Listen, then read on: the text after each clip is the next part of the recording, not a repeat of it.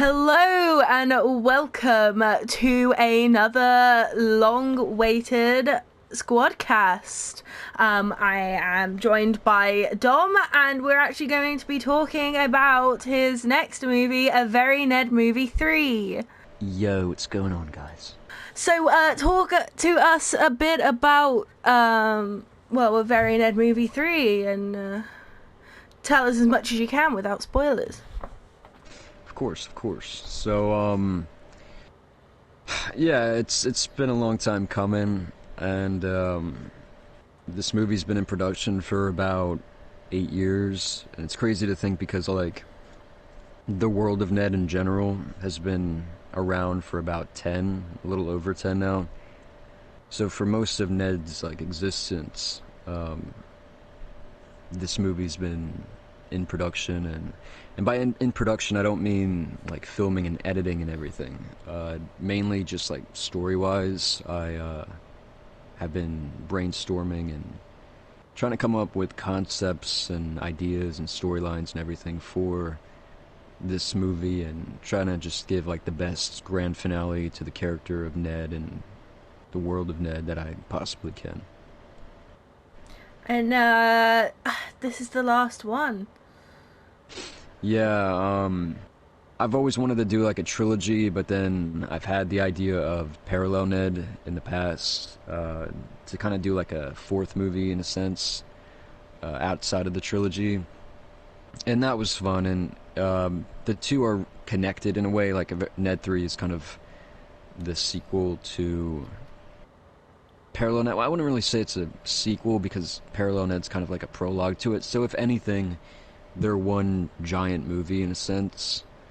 But yeah, this is like the last Ned movie, last time the character will be seen, and it's really sad, because he's been around for over a decade now. Hard to believe, but it's it's a well-deserved finale, and I'd rather give the character, which Ned means a lot to me because I created him when I was 11. I'd rather give him like a big grand finale than just kind of like just abruptly stop doing him. You know what I mean? With Ned, he was a character that I created when I was 11. I'd just turned 11, and I'd rather stop the series, I guess you could call it, while it's still good, instead of being like like a 30-year-old 40-year-old man trying to make the same videos over and over again. And I don't know, like, just it's a very childlike character because he's like so innocent and everything, so I think I'd rather keep it like a childhood character than go into like full-blown adulthood with him and just kind of. It's definitely a good idea instead of running the risk of basically ruining the character in the end. Fred Figglehorn. Yeah, exactly. Yeah. um, so, you, obviously, you've been doing this throughout the pandemic. Let's bring that up, shall we? Oh yeah. Yeah. Were there any issues that you ran into literally due to because of the pandemic?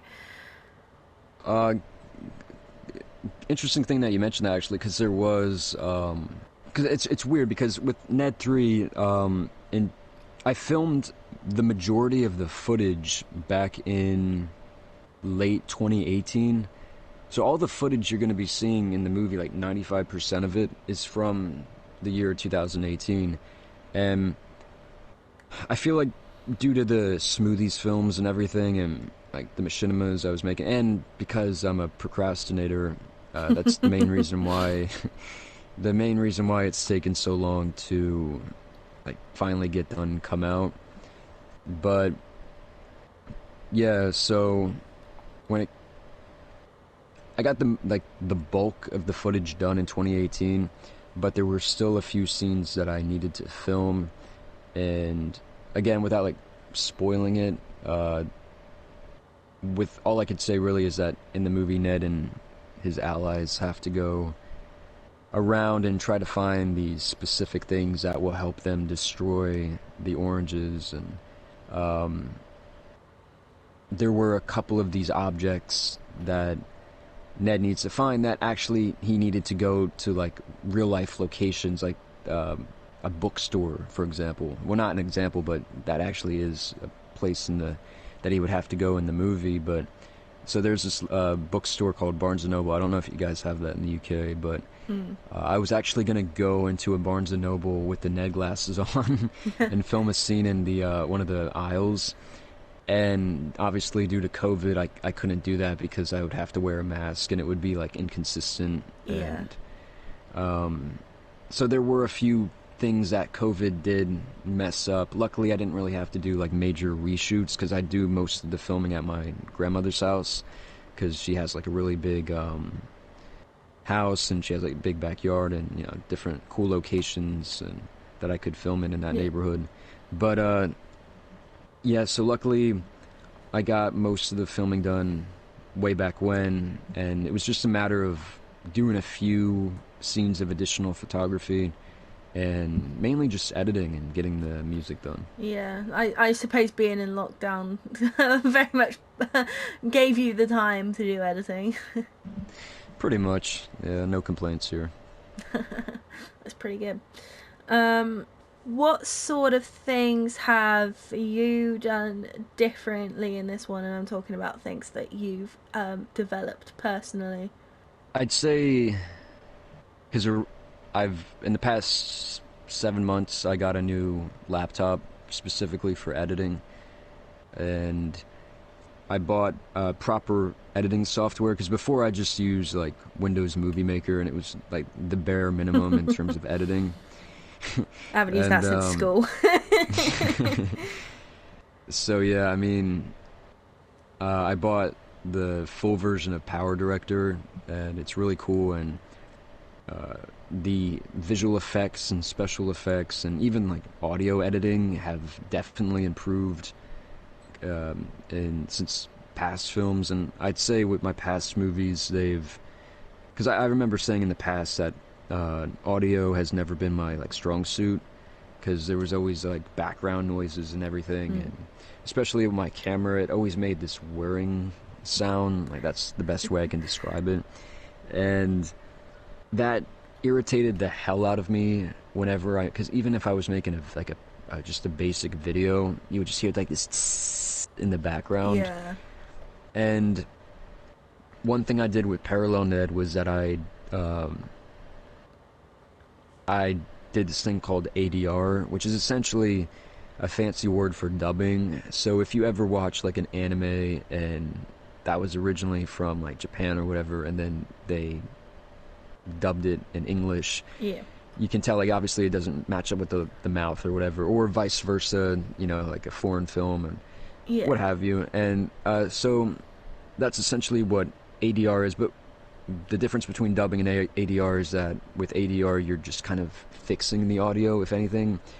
So, you know, with my grandmother's house and just my camera in general, there was a lot of like background noise and audio that I would have to cut out or redo anyway.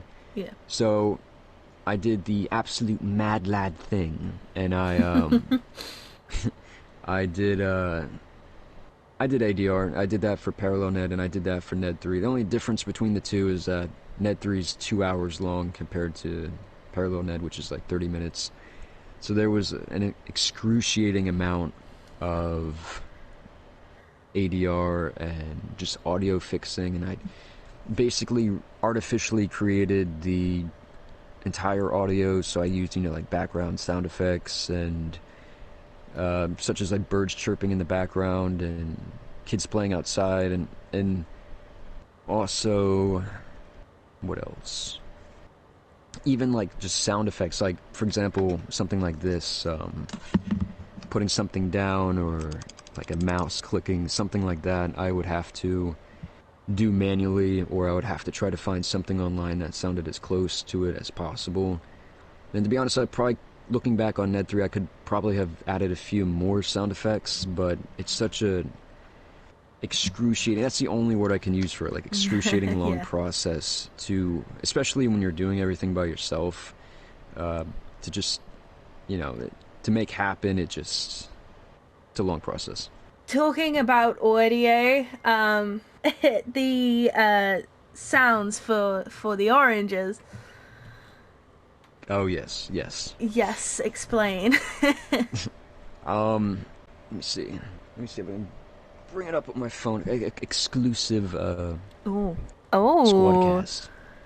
All right, so yeah, I found it. So in Nice. Parallel Ned, the alien creatures known as the oranges, I've always wanted to make them, even in that movie, I wanted to make them sound like insects, and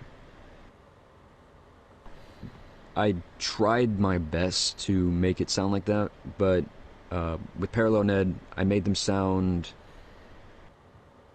kind of how I was trying to make them sound with using a African rain stick, but it still wasn't what I was going for. So in Ned 3, I used sound effects from cicadas and the Predator, you know, like the chittering from the Predator. Yeah. And you know, it can kind of be annoying and repetitive after a while because I could only make like so many different versions of it. But this is an example of what it will sound like.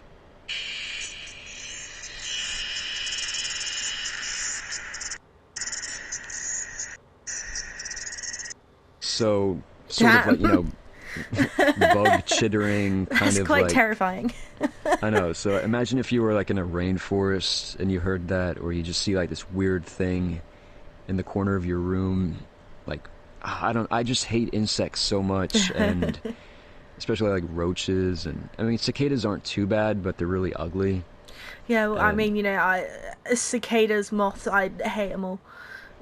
oh yeah, like I always thought moths were cute growing up, but then recently with that moth meme, like y'all got any lamps? Yeah. I saw how ugly they were. I was like, what the Yeah, hell? those ones. I mean, there's certain like breeds of moths that are. There's one that's like pink and yellow and really fluffy, right? That Hmm. one's really cute, and that's been edited, like used for edits for like an anime character, right?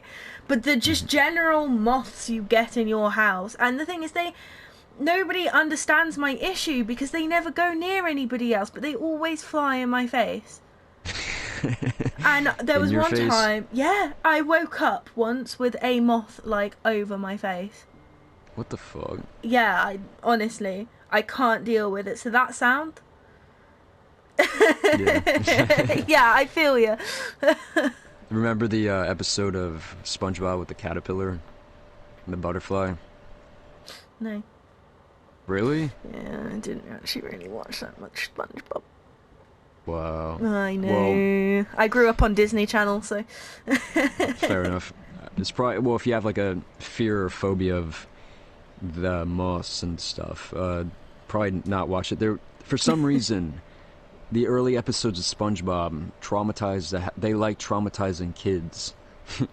So there was okay. this episode where, not to get off topic, but SpongeBob and Patrick uh, adopted this worm or something, and it ended up being a butterfly, and it went into a cocoon. And then one day they were like, "Oh, where did the worm go?" And then it like hatched, and it landed on their face. And then Oh the my god. animators used a real butterfly like face up close, and it was like this weird buzzing sound. It was Oh oh, my god, I'm gonna try and find that. even though I just told you not to. Yeah, no, you got me interested. But yeah, it's so stuff like that kind of influenced how the oranges would sound, and I think I did pretty good for what I was Yeah, able to find on YouTube. no, that sounds it's definitely terrifying Yeah, and definitely fits. I mean, it's not what a typical orange would sound like, but true, true. you've done pretty much all this on your own. Um, but you have got a couple of people that did get involved, right? Yeah, 99% of the movie, like characters and everything, are done by me, voiced by me. But there are literally two people who were in Ned 3, and that is my good friend, longtime friend, Jamie Brown, also known as the Nasty Files on YouTube. He makes these really funny videos. And yeah, he played Oliver in Ned 1 and Ned 2, and I was like, yeah, man, yeah, this is the last time. You got to come back. And he was like, all right, yeah, sure, I got you.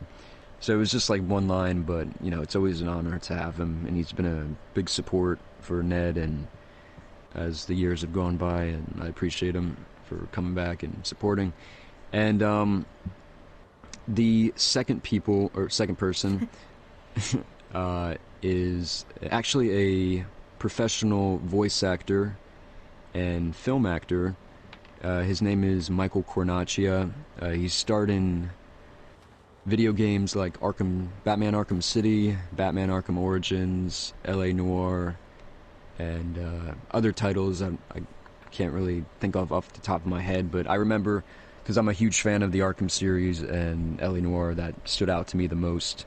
But I've actually known him for quite a while now. We're friends on like Facebook, Twitter, Instagram. And I remember like a few years ago, I said to him, I was like, yo, would you like to have like this small role in my next final Ned movie? He was like, oh yeah, sure, I'll do it. And he was really nice guy, and I'm glad to have him on board with the cast and crew. Yeah, that is amazing. Yeah. So have you got a date for it coming out? Yeah, AVNM3 3, The Invasion, will officially come out July 23rd. Nice. Next so everybody watch out for it. I'll be posting a link on my Instagram when it comes out. Oh, hell yeah. Yeah. Yeah, and there's also a charity fund going around,